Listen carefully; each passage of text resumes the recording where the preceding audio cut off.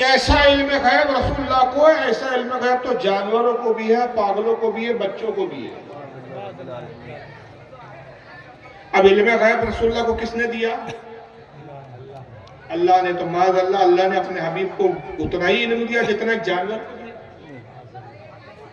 اب یہی جملہ اگر آپ ان کی جماعت کے مولانا کے لیے بولتے ہیں تو یقیناً توہین کہی جائیں گی۔ اگر کوئی کہے کہ مولوی اشرف علی تھانوی کو اتنا ہی علم تھا، اتنا ہی علم جانتے جتنا ایک جانور اور ایک پاگل کو تھا، جتنا ایک کتا علم جانتا ہے، جتنا ایک سور جانتا ہے، اتنا ہی علم تھانوی صاحب کو ہے، برا لگ جائے گا تو کہ ہمارے عقل میں۔ مگر عجیب بات ہے کہ جس بات پہ برا مانتے ہیں وہی بات یہ نبی کے لیے ثابت کرتے ہیں۔ انہوں نے علم غیب کو جانور اور پاگلوں کی طرح کہا، اور پھر اسی بات کو دفاع کرتے ہوئے آگے بڑھایا گیا تو ایک البراہین القاطعہ کتاب لکھی مولوی خلیل احمد نے۔ اس میں انہوں نے کیا لکھ دیا؟ معاذ اللہ، رسول اللہ کا علم غیب تھوڑی تھا، حضور کو تو دیوار کے پیچھے کی بھی خبر نہیں تھی۔ معاذ اللہ، استغفر اللہ۔ اور اسی بات کو دیوبندی اور اہل حدیث دونوں مل کر کہتے ہیں، دونوں کا عقیدہ اس پر اتفاق ہے۔ کیوں؟ علم غیب کا انکار محمد ابن عبدالوہاب نجدی نے بھی کیا، علم غیب کا انکار اسماعیل دہلوی نے بھی کیا، اور دونوں اپنے ابا اور دادا اسماعیل دہلوی اور محمد ابن عبدالوہاب نجدی کو مانتے ہیں۔ نتیجہ یہ نکلتا ہے کہ دونوں علم غیب کا انکار کرتے ہیں، اور کس شکل اور انداز میں کرتے ہیں ذرا آئیے انصاف کو سنیں۔ نعوذ باللہ، ان کا نام ہے مولوی معراج ربانی، سعودیہ میں رہتے ہیں اس وقت یہ، ذرا سنو۔ نعوذ باللہ، بلکہ یہاں تک کہا گیا ہے، اعوذ باللہ، میں کہتا ہوں یہ تو شیخ عبدالقادر جیلانی کا یہ شعر ہو ہی نہیں سکتا، لیکن اپنے نادانوں نے، اپنے ظالموں نے کس طرح سے شیخ عبدالقادر جیلانی کو بدنام کیا۔ کہتے ہیں کہ شیخ عبدالقادر جیلانی فرماتے ہیں کہ رأیت بلاد اللہ جمع کخردلۃ علی حکم اتصالی، علی حکم اتصالی، میں اللہ کے شہر کو اور دنیا کو ایسے دیکھ رہا ہوں جیسے اپنی ہتھیلی پہ رائی کے دانے کو میں دیکھ رہا ہوں، مسلسل اس طرح سے میں دیکھتا ہوں۔ اعوذ باللہ، استغفر اللہ۔ یہاں تو ہمارے نبی حضرت محمد رسول اللہ صلی اللہ علیہ وسلم کا عالم کیا تھا؟ آپ صلی اللہ علیہ وسلم، اللہ کے رسول صلی اللہ علیہ وسلم کو اپنے پیٹھ پیچھے کا بھی علم نہیں تھا، اللہ کے رسول صلی اللہ علیہ وسلم کی دیوار کے پیچھے کا بھی پتہ نہیں تھا کہ اس کے پیچھے کون ہے، کیا کر رہا ہے، کیا نہیں کر رہا ہے کہ نہیں؟ مجھے بتائیے آج تک کوئی ایسی قوم دکھی کہ جس نے اپنے رہنما، اپنے رہبر کی تعریف کی بجائے برائیاں کی؟ دنیا کی باطل سے باطل قوم بھی اپنا جس کو رہبر اور رہنما مانتی ہے اس کی تعریف کے پل باندھتی ہے۔ بعض تو وہ جھوٹی قومیں بھی ہے کہ ان کے رہنماؤں میں وہ اوصاف نہیں بھی ہے جو جھوٹے منسوب کر کے وہ چنے کے جھاڑ پہ چڑھاتے ہیں۔ اور یہاں معاملہ یہ ہے کہ اللہ تعالیٰ نے ہمارے نبی کو تمام خوبیاں عطا کی، یہ کیسے بدبخت ہے کہ جو نبی کو جاہل اور لا علم ثابت کرنے میں لگے رہتے ہیں۔ معاذ اللہ، استغفر اللہ۔ اب انہوں نے شروع کہاں سے کیا؟ کہا کہ شیخ عبدالقادر جیلانی نے یہ جو کہا یہ ان کا شعر ہو ہی نہیں سکتا۔ اصل میں کیا ہے، غوث پاک نے قصیدہ لکھا جس کا نام ہے قصیدہ غوثیہ، عربی میں قصیدہ ہے، قصیدہ غوثیہ بھی کہا جاتا ہے اس کو، اور اصل میں اس کا اوریجنل نام ہے قصیدہ خمریہ۔ تو غوث اعظم نے اللہ کے حکم کے تحت جو اللہ نے ان کو غوث پاک کو مقامات عطا کیے، غوث پاک نے اپنے مقامات کا اظہار کیا۔ اس میں بہت سارے 29 اشعار یا 30 اشعار ہیں، عربی میں وہ قصیدہ لکھا، اور ان اشعاروں میں آپ نے اپنی خوبیاں اور اپنی تعریف بیان کی کہ اللہ نے مجھے کیا کیا مقام دیا۔ کئی فرمایا وَلَوْقَيْتُ سِرِّي فَوْقَ مَيْتٍ لِقَامًا بِقُدْرَتِي مولا تعالی، اللہ نے مجھے اپنے رازوں سے واقف کیا، اگر میں اپنے راز مردے پہ ظاہر کروں تو اللہ کے حکم سے زندہ ہو جائے۔ کیا بات ہے، سبحان اللہ، سبحان اللہ۔ کئی فرماتے ہیں مریدی لا تقف اللہ ربی اتانی رفعت نلت المنالی، میرے مرید کسی سے ڈر مت، کسی سے خوف مت کھا، میں تیرا پیر ہوں اور اللہ نے مجھے بڑی بلندیاں اور بڑے بلند مقام عطا کیے۔ کئی فرماتے ہیں میں اپنے رازوں کو پہاڑ پہ ظاہر کروں تو رضا رہتا ہوں۔ کئی فرماتے ہیں کہ مہینے اور سال میرے پاس آتے اور آنے والے واقعات کی خبر نہیں۔ انہی شعروں میں اپنا ایک مقام بیان کرتے ہوئے آپ کہتے ہیں انہوں نے شعر بھی غلط پڑھا، یہ پڑھا تھا رائے تو نہیں ہے، وہ نظر تو ہے، شعر بھی غلط پڑھ رہے تھے جناب۔ غوث اعظم کہتے ہیں نظر تو الی بلاد اللہ جمع کا خردلۃ علی حکم اتصالی، اللہ نے مجھے وہ مقام تمام شہروں کو, اللہ کے تمام ملکوں کو ایسے دیکھتا ہوں جیسے میرے ہتھیلی میں رائی کا دانہ رکھا ہوا ہو. اب غوث پاک نے دعویٰ کیا جن کے پیٹ میں درد ہوا, کہا غوث پاک کا دعویٰ کیسا ہے, جھوٹا ہے, ہو ہی نہیں سکتا غوث پاک کا شیر. کیوں؟ کیونکہ ہمارے عقیدے کے مطابق نہیں ہے تو انکار کریں, دلیل کچھ نہیں ہے. سالوں سے, برسوں سے, صدیوں سے قصیدہ یہ چلا آ رہا ہے. ائمہ نے ان قصیدوں کو لکھا, اس کی فضیلت بتائی, اس کی تلاوت کی برکتیں بتائی, اس کی شرائع کی.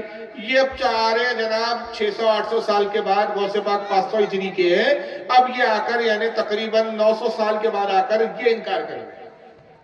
دلیل کچھ نہیں ہے. دلیل کیا ہے؟ غوث پاک کا یہ عقیدہ ہو ہی نہیں سکتا. غوث پاک کیسے کہہ سکتے کہ میں اللہ کے شہروں کو اس طرح دیکھ رہا ہوں؟ ارے یہاں تو ہمارے نبی کا یہ حال ہے کہ حضور کو اپنے دیوار کے پیچھے کی خبر نہیں تھی. حضور کو تو اپنے پیٹھ کے پیچھے کا بھی نہیں معلوم. جب ہمارے نبی پیٹھ کے پیچھے کا بھی نہیں جانتے تھے تو حضور صلی اللہ علیہ وسلم علم غیب کیسے جان سکتے؟ کیوں؟ وجہ کیا ہے کہ اسماعیل دہلوی کی پیروی کرنا مقصود ہے. ان کا عقیدہ اللہ رسول والا نہیں. اور اسماعیل دہلوی نے کیا لکھا تھا؟ آئیے ذرا یہ کتاب تقویۃ الایمان سے دیکھ لیجیے. کتاب میں دکھا چکا ہوں, یہ ہے تقویۃ الایمان. ایک بار پھر دیکھ لیں. صفحہ نمبر 48 پر مولوی اسماعیل دہلوی نے کیا لکھا رسول اللہ کے علم غیب کا انکار کرتے ہوئے؟ کہا کہ یعنی جو کچھ کہ اللہ اپنے بندوں سے معاملہ کرے گا, خواہ دنیا میں, خواہ قبر میں, خواہ آخرت میں, اس کی حقیقت کسی کو نہیں معلوم, نہ نبی کو, نہ ولی کو, نہ اپنا حال, نہ دوسرے.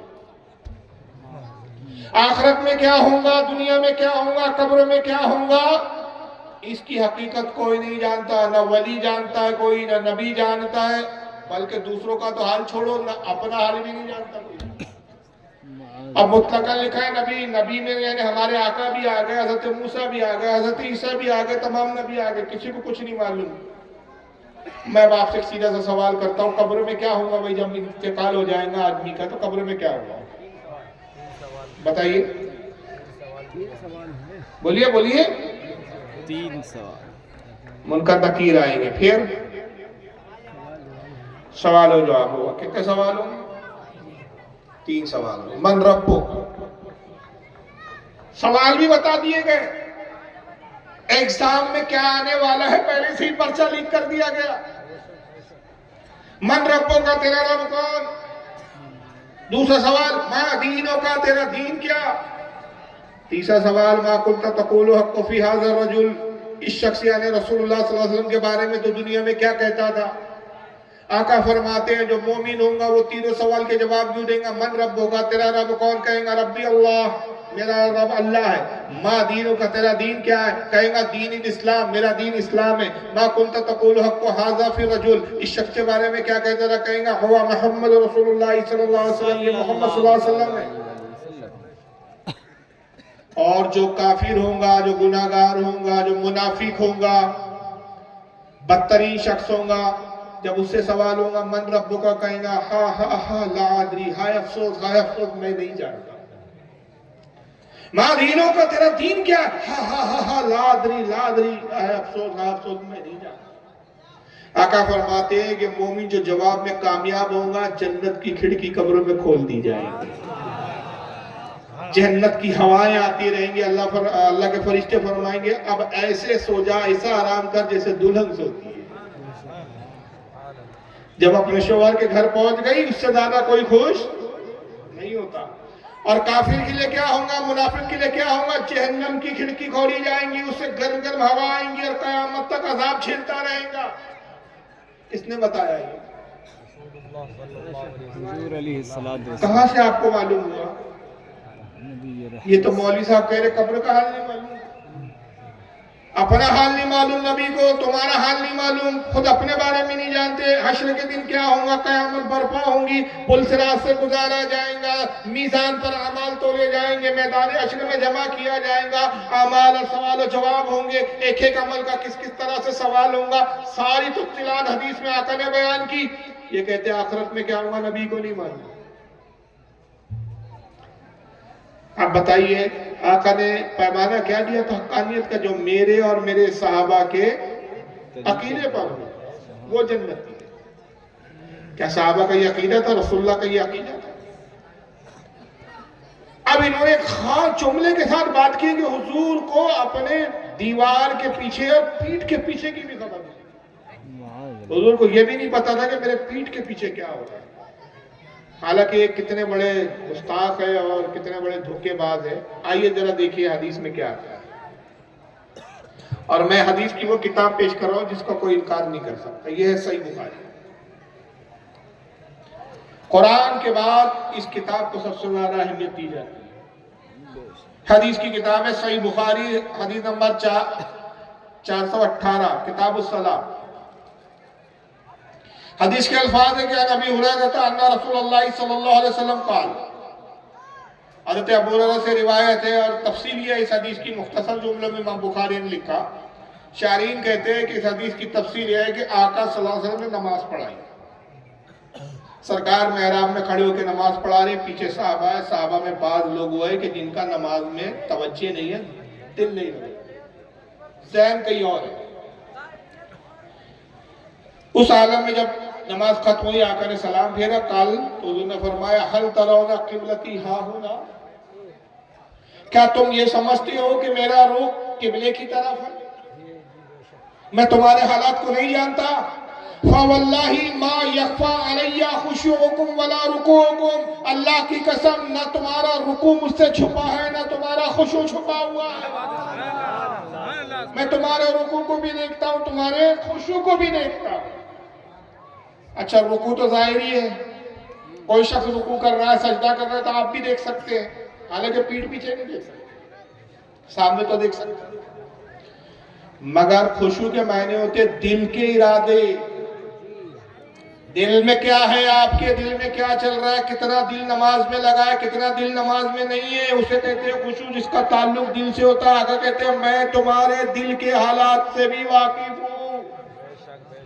اور پھر آگے صاف واضح لفظ میں فرمایا انی لا اراکم من ورائی ظہری، جیسے میں اپنے سامنے دیکھتا ہوں ویسے میں اپنی پیٹھ کے پیچھے بھی دیکھتا ہوں۔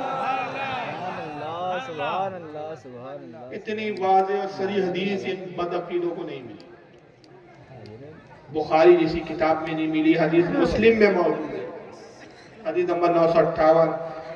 امام نسائی نے اس کو سنن النسائی میں لایا، حدیث نمبر 1116۔ امام مالک نے الموطا میں لکھا، حدیث نمبر 410۔ مسند احمد میں امام احمد ابن حنبل نے لکھا، حدیث نمبر 8024۔ امام ابن حبان نے لکھا اس کو، امام ابو یعلا نے لکھا، امام بہقی نے لکھا، امام بغوی نے لکھا، متعدد بے شمار محدثین نے لکھا۔ کسی حدیث کی کتاب میں ان کو روایت نہیں ملی، ان کو ملا تو عقل کا گھوڑا ملا۔ تو یہ عقل کی بنیاد پر باتیں کرتے ہیں، اور اسی کتاب میں لکھا گیا تھا کہ رسول اللہ صلی اللہ علیہ وسلم مر کر مٹی میں مل چکے۔ اب وہی بات آج تک سارے بدعقیدہ وہاں بھی دہرا رہے ہیں۔ نتیجہ کیا ہوتا ہے؟ آئیے ذرا ان کا عقیدہ دیکھ لیجیے۔ پہلے تقویۃ الایمان دیکھ لیجیے، یہی تقویۃ الایمان آپ کے ساتھ صفحہ نمبر اس کا 100 ہے۔ ایک بڑی لمبی چوڑی انہوں نے حدیث لکھی، اور حدیث میں وہ جملے نہیں ہیں، اپنی طرف سے بڑھا دی، یعنی یہ اپنے باطل عقیدوں کو ثابت کرنے کے لیے حدیث میں بھی تحریف کرتے ہیں۔ حدیث یہ پوری دیکھی، وہ خود انہوں نے لکھی، عربی بھی لکھا ہے، اردو بھی لکھا ہے۔ ایک صحابی قیس بن سعد، وہ کہتے ہیں کہ میں ہیرا شہر میں گیا، ہیرا نام کا ایک شہر تھا، یا ہیارا کر کے ایک شہر تھا، وہاں گئے، دیکھا یہ لوگ وہاں اپنے راجہ کو سجدہ کر رہے، ان کے دل میں خیال آیا کہ بھئی رسول اللہ تو اس سے بڑھ کر افضل و بہتر ہے، تمام شہنشاہوں کے شہنشاہ ہے، تو ہم کیوں نہ حضور کو سجدہ کریں۔ وہ حضور کی خدمت میں آئے اور عرض کہ یا رسول اللہ کیا ہم آپ کو سجدہ کریں؟ حضور نے کہا اگر تم میری قبر پر آئے تو مجھے میری قبر کو سجدہ کرے گا؟ انہوں نے کہا نہیں یا رسول اللہ، آپ جب حیات ہے تو آپ کو سجدے کی اجازت چاہتے ہیں، آپ کی قبر کو سجدہ تو نہیں کریں گے؟ تو حضور نے فرمایا پھر یہ کام مت کرو، مجھے سجدہ مت کرو۔ یہاں حدیث مکمل ہو جاتی ہے۔ میں حدیث کا وہ آخری پیراگراف پڑھ لیتا ہوں تاکہ میری بات کی صداقت آپ کو واضح ہو جائے۔ انشاءاللہ اتنے آسان جملے میں ترجمہ کروں گا کہ آپ بھی عربی سمجھ لیں گے۔ آقا کہتے ہیں فقال، آقا نے فرمایا، فقال علی، حضور نے ان سے مخاطب ہو کے کہا، ارأیت لو مررت بقبری اکنت تسجد لہ،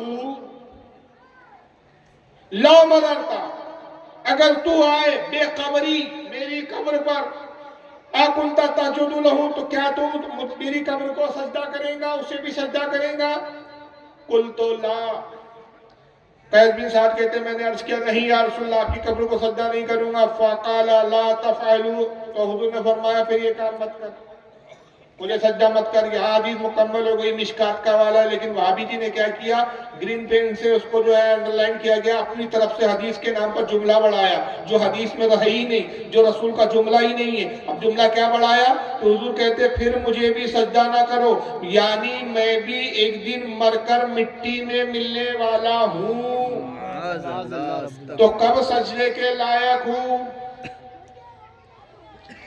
अब ये किताब 150, 200, पौने 200 साल होते आ रहे, 150 साल होते आ रहे हैं, उस दौर से आज तक छप रही है, मुसलसल छप रही है। इस किताब का हुलिया बता रहा है कि ये लेटेस्ट छपी है, ये 100 साल 50 साल पुरानी किताब नहीं दिखा रहा, इसकी प्रिंटिंग बता रही है कि लेटेस्ट छपी है। इबारत मुसलसल छप रही है, 150 पौने 200 साल से एक मुतालबा इस पूरी जमात से हमारा, और आप दयानतदारी से फैसला करके उठो यहाँ पे कि ये मुतालबा गलत है क्या। हम कुछ नहीं कहते, हम सिर्फ ये कहते हैं कि ये हदीस के जो जुमले लिखे गए कि हुजूर ने ये कहा कि मैं भी एक दिन मरकर मिट्टी में मिलने वाला हूँ, ये किस हदीस में, वो हदीस की किताब हमें दिखा दो। आज तक ही नहीं दिखा सके, लेकिन किताबों से वो इबारतें हटाई नहीं जा रही है, किताबें मुसलसल छप रही है, अकीदा वही बनाया जा रहा है, मौलवी तकरीरों में वही अकीदा पेश कर रहे हैं, मगर भोली भाली कौम के पास आके कहते हैं मोहब्बत की बात कीजिए, इख्तिलाफ की बात मत कीजिए।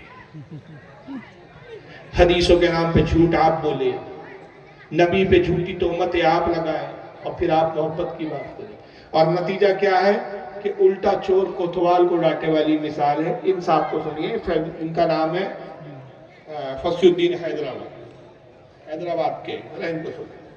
मेरे नबी मोहम्मद अरबी सल्लल्लाहु अलैहि वसल्लम अपने आप को शिफा नहीं दे सकते। शिफा समझते हैं, मैंने रोका है, फायदा।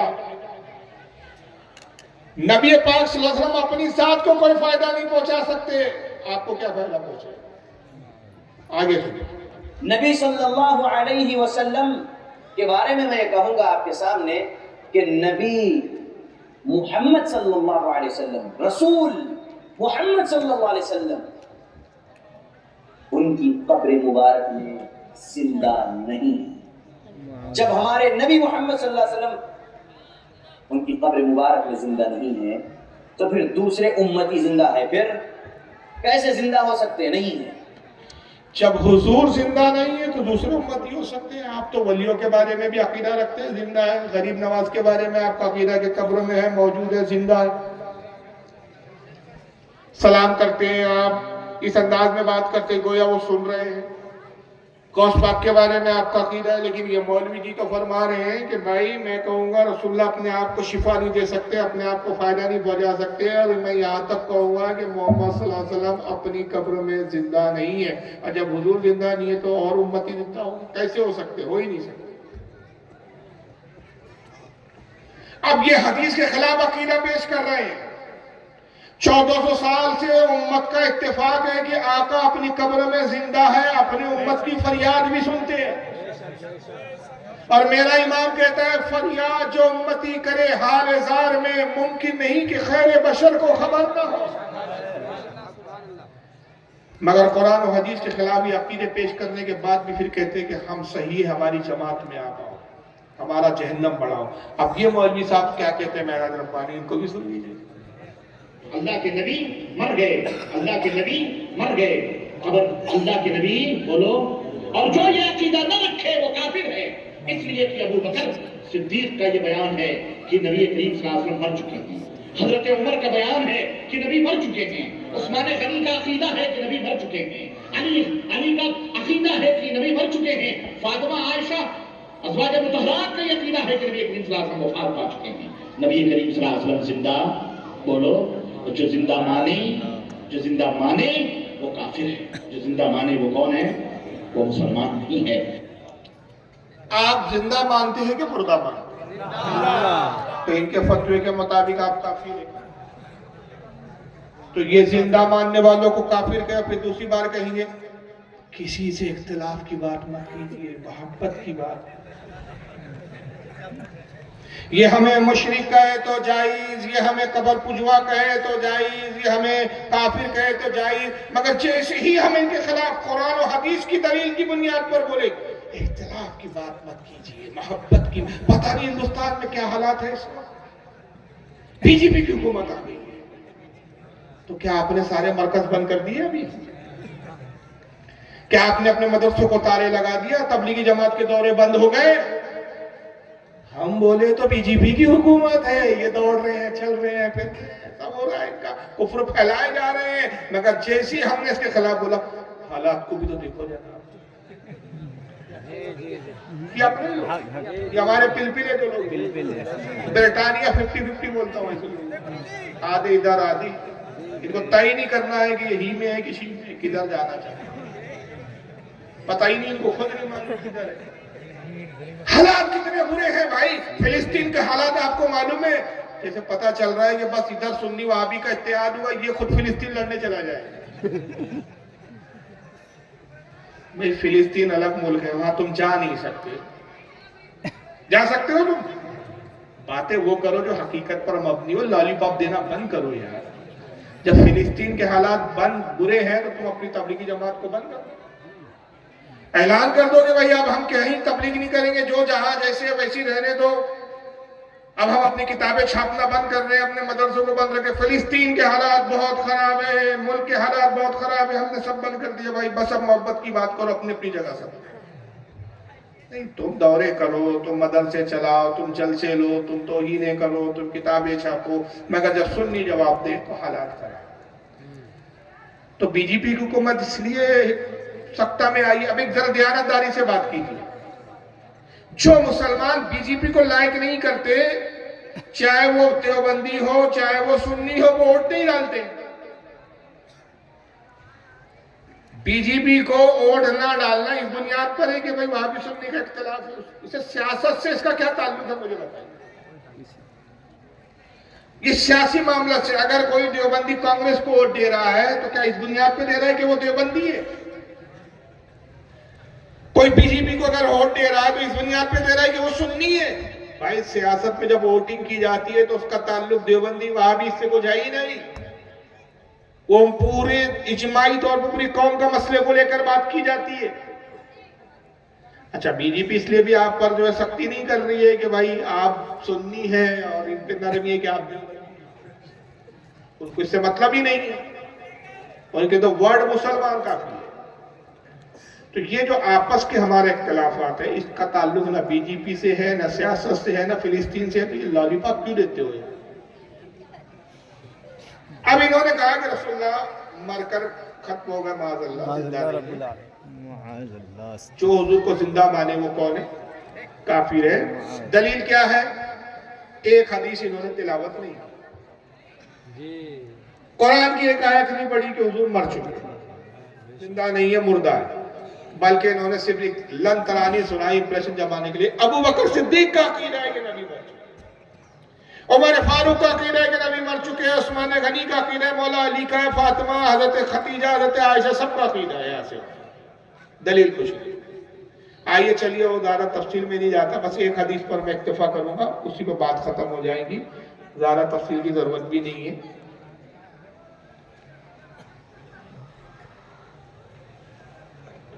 آئیے دیکھیے، یہ سنن ابن ماجہ ہے، حدیث کی کتاب ہے، سیاہ ستہ میں شامل ہے، اور یہ حدیث بہت ساری کتابوں میں آئی ہے، اس کے بہت سارے حوالے ہیں۔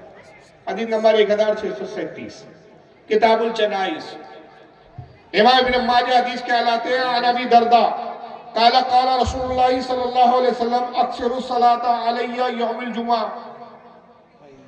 حضرت ابو درداء رضی اللہ تعالیٰ عنہ فرماتے ہیں کہ اللہ کے رسول نے فرمایا، اے لوگو جمعے کے دن کثرت کے ساتھ مجھ پر درود پڑھو۔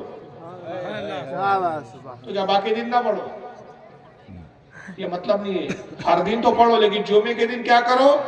اکثر الصلاۃ، بہت زیادہ پڑھو، تعداد بڑھا دو، جتنا دن روزانہ پڑھتے ہو اس سے ڈبل دگنا دگنا پڑھو۔ کیوں؟